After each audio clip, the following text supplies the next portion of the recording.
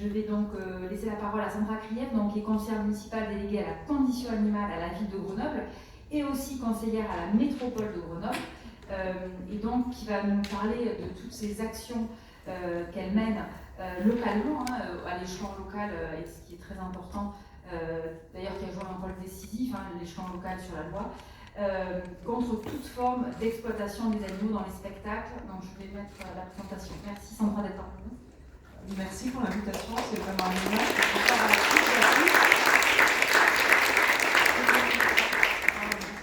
Bonsoir à toutes et à tous, merci pour votre présence. Merci Madame la députée Simonet, merci Amandine Sans-Puissance et Paz pour tout le travail que vous menez et que vous continuez à mener au quotidien, vraiment.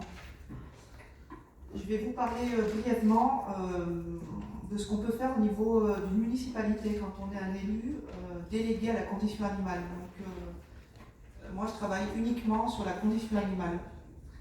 La condition animale, en fait, c'est un sujet, une thématique très vaste et la thématique la plus oubliée dans notre société aujourd'hui et dans le monde politique a fortiori. Donc je le dis clairement, c'est un combat pour moi que je mène au quotidien, un combat qui se gère tant bien que mal, avec l'aide de chacune et chacun d'entre vous, avec l'aide des associations, avec l'aide de tous les partis politiques, la France Insoumise, la NUPES, ELV, les partis de droite s'ils veulent bien se joindre à notre combat. Donc c'est une cause transpartisane, je le répète. Nous avons tous besoin les uns des autres. Moi, je suis du parti animaliste. J'ai soutenu Henri Caron, la NUPES RFI, dans sa proposition de loi. Je continuerai à le faire tant que des partis proposeront des lois, des actions en faveur de la condition animale. Merci. C'est la moindre des choses. Amandine, si tu veux avancer. Donc le mandat municipal a débuté en juin 2020, donc ça fait un tout petit peu plus que 2 ans et demi. Et malgré tout, on a fait déjà quelques belles avancées sur la ville de Grenoble avec le maire Éric Piolle. Là, je vais parler plus précisément de ce qui concerne les animaux dits captifs utilisés dans les spectacles, les événements, les cirques, etc. etc.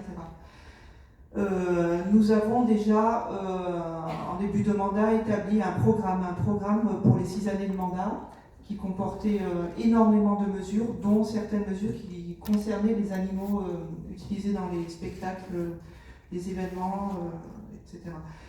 Donc, il est possible au niveau municipal de sélectionner les événements culturels et les spectacles en annotant qu'on ne veut pas d'animaux, quelle que soit leur provenance, donc que ce soit des animaux dits domestiques, des animaux dits sauvages, des animaux dits liminaires, des chats, des chiens. Donc ça, c'est dans le cahier des charges de la ville de Grenoble. L'élu à l'événement, l'élu à l'événementiel, l'élu au spectacle est au courant, il est bien d'accord avec ces mesures. Il est chargé de sélectionner tous les spectacles et ça fait partie du cahier des charges. Tous les spectacles qui sont sélectionnés, qui se produisent à Grenoble, ne comporteront aucune démonstration d'animaux, quels qu'ils soient sauvages ou domestiques. C'est la même chose pour les activités scolaires et périscolaires qui doivent se faire dans le respect du bien-être animal. Donc pour ce faire, on a modifié le cahier des charges des commandes publiques en incluant des critères de bien-être animal. Donc tout ce qui est relatif au gardiennage, etc. Mais ce qui nous intéresse plus aujourd'hui, c'est les prestations événementielles. En 2018, ma collègue, la députée Elisa Martin, qui siège avec vous, avait déjà déposé un vœu qui demande l'interdiction des cirques avec animaux sauvages. Donc c'était un premier pas déjà énorme. Et cette mesure avait été appliquée à la municipalité de Grenoble. Donc dès 2018, la ville de Grenoble ne recevait plus de cirque avec animaux sauvages. Il m'a semblé important de noter cette phrase que mes collègues élus partagent. Tout cela, tout ce qu'on fait, relève encore une fois du dialogue, car aucune loi ne nous permet aujourd'hui d'interdire strictement, alors que ce serait tellement plus simple pour nous de faire appliquer la loi.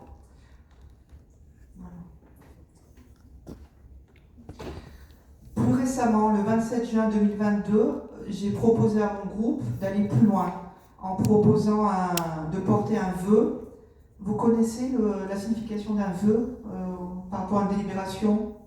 Non, pas vraiment. Ouais. Donc une délibération, c'est une mesure qui va s'appliquer strictement, qui a une valeur légale. Un vœu, c'est une interpellation qui doit s'adresser au gouvernement, mais qui concerne sa municipalité. Mais c'est aussi une directive pour les municipalités qui portent des vœux. Oui, à ce titre, grâce à l'association PAS, j'avais porté un vœu au niveau métropolitain d'interdiction de la pêche au vif. Donc c'est comme ça que le débat sur la condition animale avait commencé sur la métropole de Grenoble. Ça aussi, ça a été un combat. Ça pouvait paraître anecdotique, mais ça n'était pas du tout en fait. On a posé le sujet. Voilà, je suis là pour parler des animaux. On va parler des animaux pendant les 6 années de mandat, que ce soit des poissons, des éléphants, ou des vaches, ou des cochons. Voilà, donc les bases étaient posées. Et des rats et des pigeons. Ah, ça, c'est aussi un combat.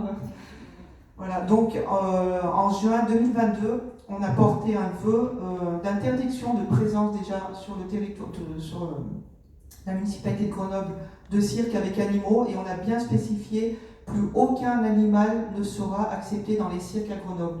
Que ce soit un chien, un chat, un furet, une chèvre, un dromadaire, un zèbre, parce que les circassiens sont très philo et malins dans le mauvais sens du terme.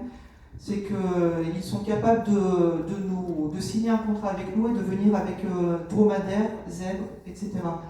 Donc le vœu a été déposé, on s'est adressé directement au gouvernement en demandant de créer une réglementation nationale pour interdire la présence de tout animal.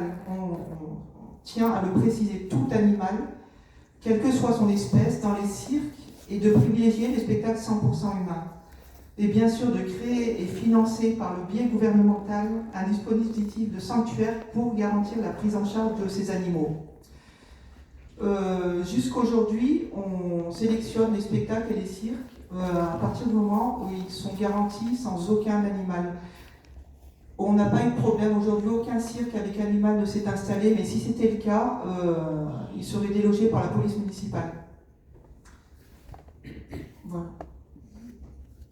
D'autres mesures prises par la ville de Grenoble pendant ce mandat, qu'aucune calèche n'est acceptée pendant le marché de Noël, ce qui se faisait, ce qui se fait encore dans de nombreuses communes en France.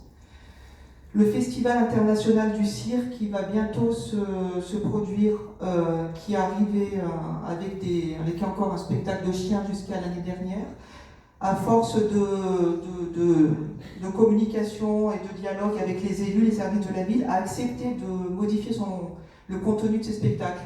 Donc il a retiré le dernier spectacle qu'il proposait avec animaux, c'était un spectacle avec des chiens. Donc aujourd'hui, il n'y a plus aucun animal au Festival du cirque de Grenoble.